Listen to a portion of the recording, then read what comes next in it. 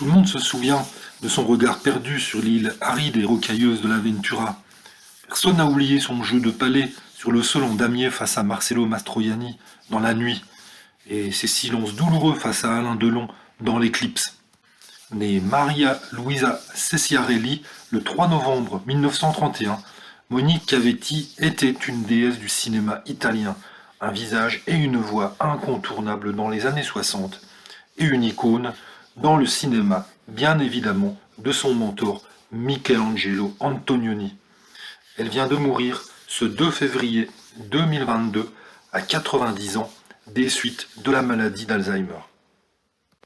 De Monica Vitti et Alain Delon, il nous reste des clichés d'une beauté exceptionnelle. Des photos en noir et blanc, de portraits qui sont réalisés pendant le tournage du film d'Antonioni, L'Éclipse, donc, qui est un film qui est sorti en 62 et qui est un des films les plus remarquables du réalisateur italien. Dans ce film, Monica interprète le rôle de Vittoria, jeune femme en quête d'amour et d'indépendance.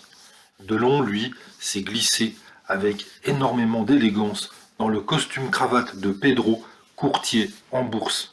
Vittoria, qui sort tout juste d'une rupture amoureuse et plonge tête baissée dans les bras d'Alain Delon pour une histoire d'amour tout aussi incertaine que la précédente.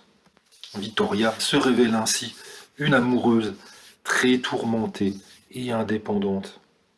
Elle ne conçoit la relation amoureuse que dans le conflit.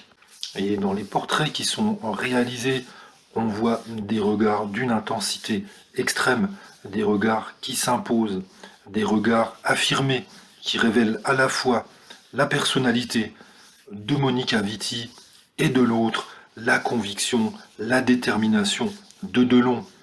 Deux monstres sacrés, deux séries de clichés que l'on redécouvre aujourd'hui avec beaucoup de plaisir. Qu'est-ce qu'ils étaient beaux tous les deux, qu'est-ce qu'ils sont agréables à regarder.